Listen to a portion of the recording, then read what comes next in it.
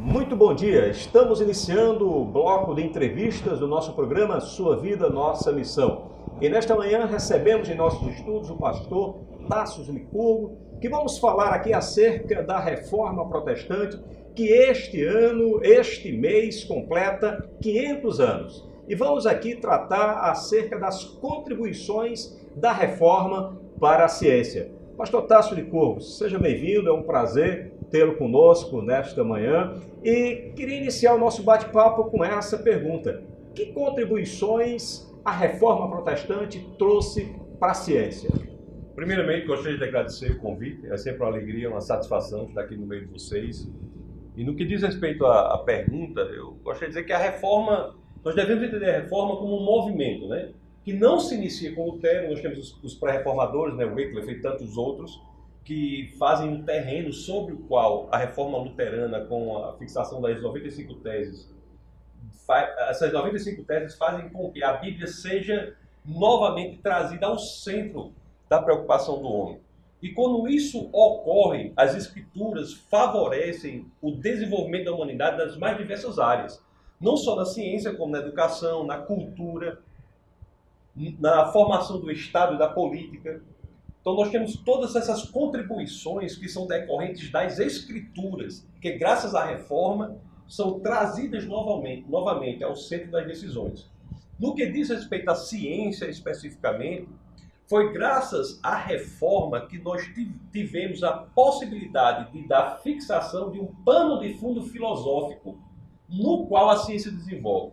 Qual é o pano de fundo filosófico? A ideia que as Escrituras dizem de que o mundo foi feito por uma mente inteligente e, portanto, é suscetível de ser entendido pela inteligência.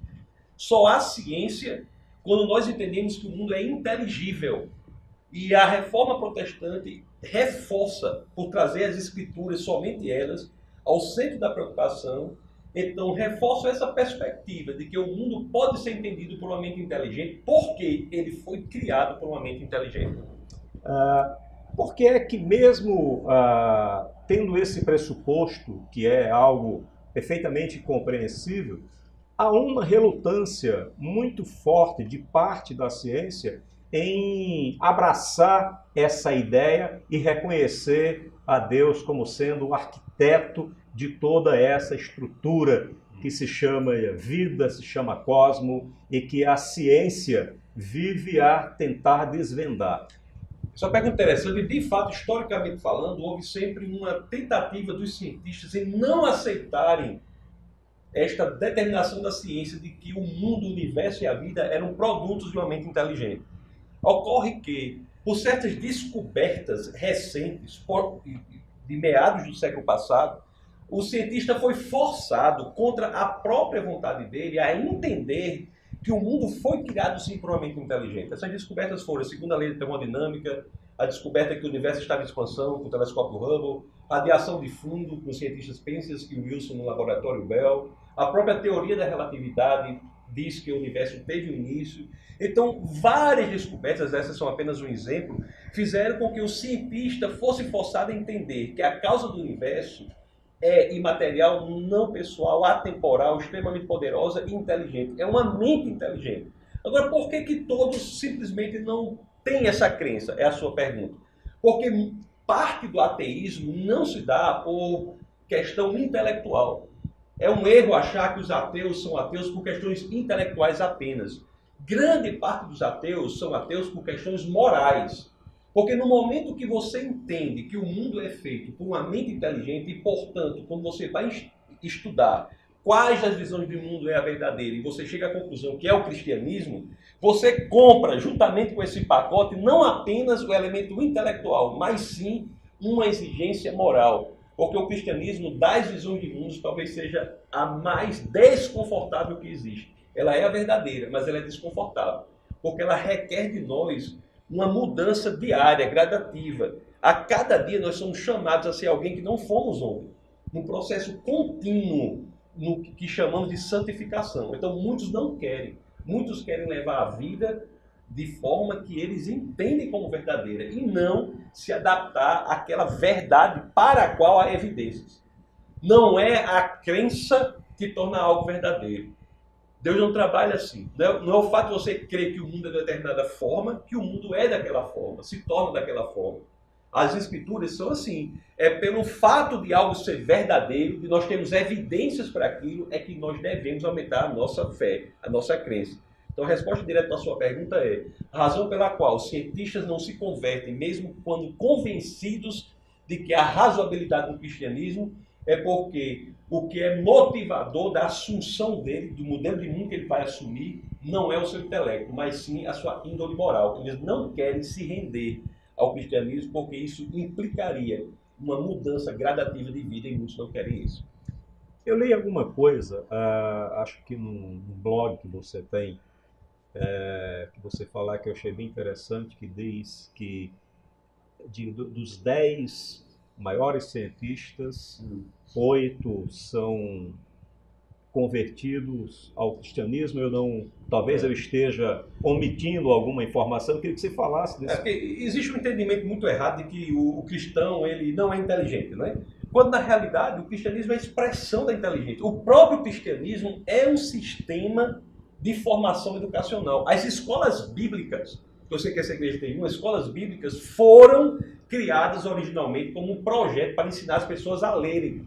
Ensinar as pessoas a ler. Elas foram criadas assim. As universidades, estamos falando da reforma, as maiores universidades do mundo foram criadas como escolas cristãs. Harvard, Princeton, Yale, Cambridge, Oxford. Todas as maiores universidades do mundo foram criadas como escolas cristãs, à exceção do MIT, que foi criado como uma escola secular. O lema original da Universidade de Harvard é Verdade para Cristo e a Igreja. Eu peço até ao telespectador que procure no Google. Lema original da Universidade de Harvard. Verdade para Cristo e a Igreja. Então, nós temos a inteligência como algo que é voltado para o cristianismo.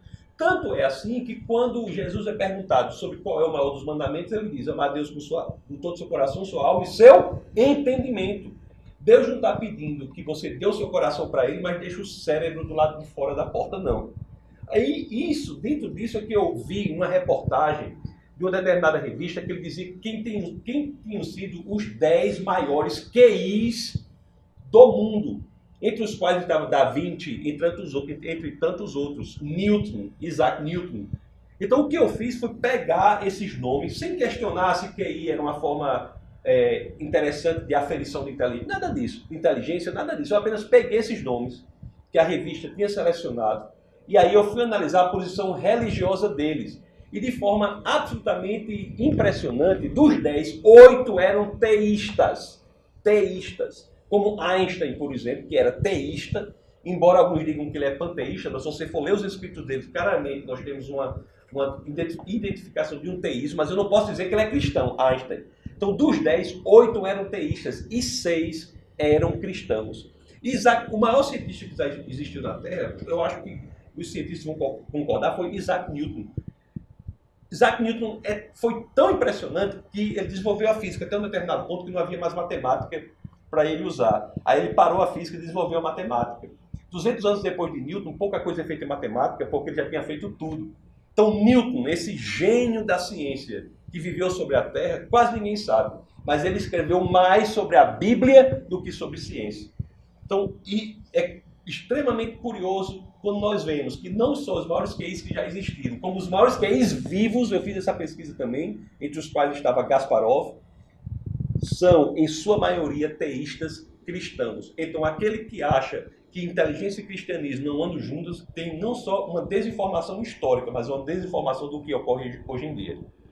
Bom, como você pôde aferir, é muito empolgante, é muito agradável a conversa com o pastor Tasso Licurgo, e convidar a estar conosco todos os sábados na Band TV, a partir das 7h30 da manhã.